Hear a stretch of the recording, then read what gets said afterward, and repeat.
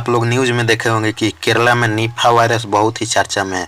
वहाँ पर कोरोना में जैसे क्वारंटाइन जैसा माहौल बना था, सेम वैसा ही वहाँ पे माहौल सरकार के द्वारा बना दिया गया।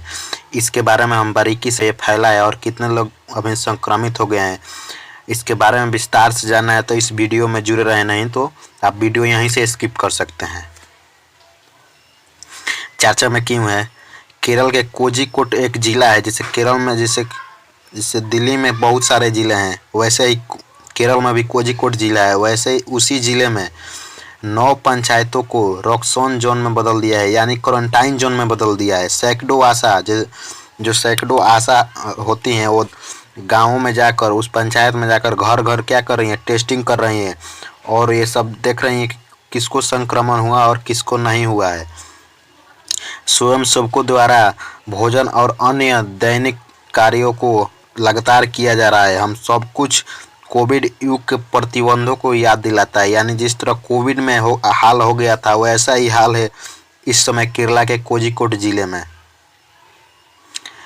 जैसे ही ये भी एक दुश्मन के रूप में वायरस ही है, जिसका निपा नाम दिया गया है। 2 लोगों की मृत्यु हो गई है। अभी था रोकथाम क्षेत्र का अध्ययन लगातार किया जा रहा है, जो श्वसन संकट और इन्फेक्शन का कारण बनता है। यानी कि ये क्या होता है, सांस लेने में दिक्कत कर देता है, इन्फेक्शन कर देता है। अस्पताल में 5 और इलाज से गुजर रहे हैं, यानी कि 500 लोग अभी इलाज से गुजर रहे हैं। परीक्षण के लिए पुणे के राष्ट्रीय बायोलॉजी को 11 नमूने भेजे गए हैं। 600 लोग में सभी 2 लोग संपर्क में आने के लिए मना किया जाता है। यानी ये क्या होता है, अभी 600 लोगों का इलाज चल रहा है, 11 गो नमूनों को पुणे राष्ट्रीय बायोलॉजी के भेजा गया है। 600 लोगों का इलाज चल रहा है, जिसमें 2 लोगों को आपस में आने के लिए संपर्क में मना किया गया है, क्योंकि ये संपर्क से फैलता है।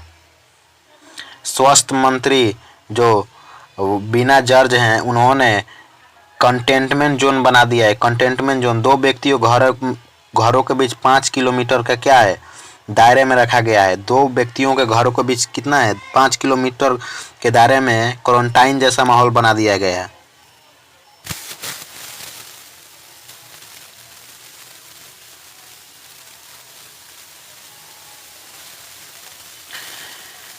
तीन अगस्त और सितंबर को निपा वायरस की चपेट में आए लोगों को पंचायत के सभी समावित स्थान प्रतिदिन बैठक की जा रही है। पुलिस और राज्य के पशुपालन अधिकारी भी हैं। देखिए 3 अगस्त को जैसे ही ये फैला पूरे पंचायत में, तो पूरे देश के जो मंत्री हैं, यानी मंत्री या उस स्टेट के जितने भी मंत्री हैं, स्वास्थ्य मंत्री, पुलिस और राज्य के पशुपालन अधिकारी, वो सभी लोग प्रतिदिन बैठक कर रहे हैं कि इसको किस तरीके से रोका जाए। जो लोग अमीर हैं उनके लिए तो कोई बात नहीं है और मध्यम वर्ग के लिए, लेकिन जो लोग गरीब है, रोज कमाने खाने वाले हैं, उनको बहुत दिक्कत है। इसी को ध्यान में देकर सरकार लगातार प्रयास कर रही है कि कैसे इसको कम किया जाए। निपा वायरस के बारे में जान लेते हैं कि क्या क्या है। यह एक जेनेटिक वायरस है, यह प्रसारित हो सकता है। जेनेटिक मीन्स होता है ये जानवरों वाला वायरस है, यानी जानवर से जानवर में प्रसारित हो सकता है। दूषित भोजन, सीधे लोगों के बीच में रहना, संक्रमित लोगों, सर्वमुख से लेकर कई प्रकार की बीमारियों का कारण बनता है। यानी कि आप दूषित भोजन करते हैं जिसमें ये निपा वायरस है, या माध्यम से किसी जानवर के माध्यम से, किसी जानवर ने कोई फल को खा लिया और उसको आप खा लिए, इससे भी फैल सकता है। आपस में स्पर्श मुख मानी सांसों के, जैसे कि आप उसके सांस के पास खा रहे हैं, उसके सांस के पास, ऐसे भी फैल सकता है।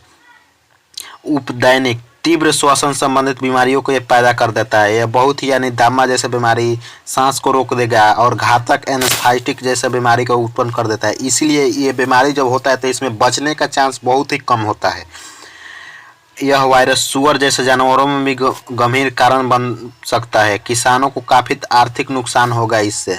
देखिए ये जो बीमारी है सुअर में भी बहुत गंभीर कारण बन सकता है, जिससे किसान हैं जो सुअर पालते हैं उनका आर्थिक नुकसान बहुत हो सकता है। होस्ट रिजर्व, इसको ढोने वाले प्राणी पशु मेजबान भंडारण को जाना जाता है, जैसे फ्रूट बैट, आमतौर पर फ्लाइंग फॉक्स के नाम से जाना जाता है। इसका जो मेन होस्टेज है जो इसको ढोने का काम करता है, जैसे कि मानिए कि किसी पौधा को ढोना है तो क्या करती है, पक्षी उस फल को खाती है। जैसे अमरूद के दाना हो गया तो अमरूद को पक्षी खाती है और उस दाने को ले जाकर दूसरे जगह छोड़ देती है। वैसे ही इस जो ये वायरस है ये सबसे ज़्यादा कौन ढोता है, फ्रूट बैट, जिसे फॉक्स के नाम से जाना जाता है, फल चमगादड़ भी कहा जाता है। इस वायरस को अन्य जानवरों तक फैलाने के लिए जाने जाते हैं। ये क्या करती है कि अन्य जानवरों को बहुत ही फैलाती है। ये कोई भी फल पर बैठ जाएगी, कोई फल को थोड़ा सा नुकरा देगी, और जैसे कि सुअर, कुत्ते, बिल्ली और घोड़े में भी ये हो सकता है। ये क्या हो सकता है, इन सभी जानवरों में क्या हो सकता है, फैल सकता है। इसलिए फ्रूट बैट का इसका सबसे प्रमुख वाहक माना जाता है। लेकिन यही सब सुअर, कुत्ते, बिल्ली, बकरी, घोड़े में भी फैलाती है। निपा वायरस किन वाहकों में सबसे प्रमुख कौन कौन से आते हैं, तो उसमें फ्रूट बैट प्रमुख आता है, लेकिन उसको हटाकर यहाँ पे सुअर, कुत्ता, बिल्ली, बकरी, घोड़े डाल दे तो इनमें से सही होगा। इसको ध्यान में रखें। निपा वायरस पहली बार 1999 के प्रकोप के दौरान पहचाना गया था। मलेशिया में सुअर के जो पालक थे उनमें संक्रमित फैला था, जो सुअर पालकों के बीच। 1999 के बाद मलेशिया में कोई नया प्रकोप या रिपोर्ट नहीं आया। मलेशिया में पहली बार पहचाने गए जो सिंगापुर को भी प्रभावित किया। ये जो वायरस था उस समय सिंगापुर को भी बहुत प्रभावित किया। अधिकांश मानव संक्रमण इसके परिणाम स्वरूप बीमार सुअरों या उनके दूषित ऊतकों के साथ संपर्क में होता है। यानी कि किसी सुअर को हुआ है, सुअर को हुआ या उसके ऊतक आप उसके संपर्क में आ गए तो ये बीमारी आपको भी पकड़ लेगा। इस सबसे पहले 1999 में इसका खोज हुआ था, यानी माने दर्शन में आया था या प्रकोप में आया था, ऐसे कह सकते हैं आप। भारत में निपा वायरस कब कब आया है इसके बारे में जान लेते हैं।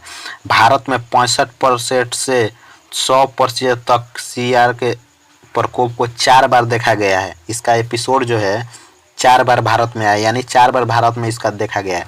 पहली बार 2005 में पश्चिम बंगाल के, फिर सिलीगुड़ी में, फिर दूसरा में उसी 2007 में ही क्या हुआ, नादिया जिला में भी देखा गया। जो है नादिया जी पश्चिम बंगाल में 2 बार, एक बार नादिया जिला और एक सिलीगुड़ी में, ऐसे याद रखें। एक सिलीगुड़ी या नादिया जिला में, दोनों जगह देखा गया पश्चिम बंगाल के। फिर तीसरा प्रकोप 2018 के केरल राज्य के कोझिकोड जो अभी फैला है। 17 मामलों माने 17 लोगों की मौत हो गई इसके वजह से। इसके बाद 2019 में एक ही राज्य में प्रकोप के बाद 2018 के अध्ययन के भारत के राज्यों के सहित कई दक्षिण पूर्वी एशिया में फैला गया है। देशों को संभावित हॉट स्पॉट के रूप में पहचाना एनआरआई रिपोर्ट है। यानी कि आप देख लिए कि केरल में 2 बार, पश्चिम में, इसके साथ ही दक्षिण पूर्व एशिया यानी दक्षिण जो पूर्व एशिया है उसके कई देशों में फैला इसका प्रकोप देखा गया। लेकिन भारत का ये प्रकोप है कि 4 बार। ऐसे याद रखिए भारत में निपा वायरस कितने बार आया था, 4 बार। कहाँ, केरल में, पश्चिम बंगाल। यह कितना तेजी से फैलता है। आप कोविड के दूसरा वेव को देखें, कोविड 2 यानी कि दूसरा वेव, ये बहुत तेज़ी से फैलता था, लेकिन इसका फैलने की जो तरीका है बहुत धीरे है, लेकिन इसका मृत्यु दर है बहुत ज़्यादा है। यह मारने की इसकी क्षमता सबसे अधिक है। 2021 के बंगाल की सिलीगुड़ी में, जो बंगाल के सिलीगुड़ी है उसमें जो ये आया था उसमें से 66 लोगों में से 45 लोगों को मार दिए, यानी 66 को लोग संक्रमित हुए, उसमें 45 मर गए, जिससे यह पता चलता है कि इसका 68% मृत्यु दर है, यानी कि बहुत ज़्यादा है। पश्चिम बंगाल के नादिया जिला में 2007 में 5 को लोग संक्रमित हुए, लेकिन 5 मर गए। 2018 में केरल में 18 मरीजों में से 17 मरीज मर गए। इस सभी आंकड़ों से आप देख सकते हैं कि जिसका इसका मृत्यु दर है बहुत ज़्यादा अधिक है।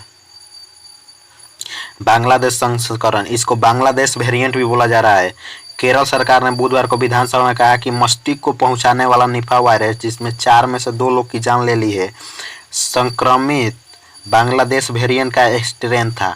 उन्होंने जो बुधवार को जो वो विधानसभा में जो जज थी वहाँ के वियना, वो शिक्षा मंत्री ने जो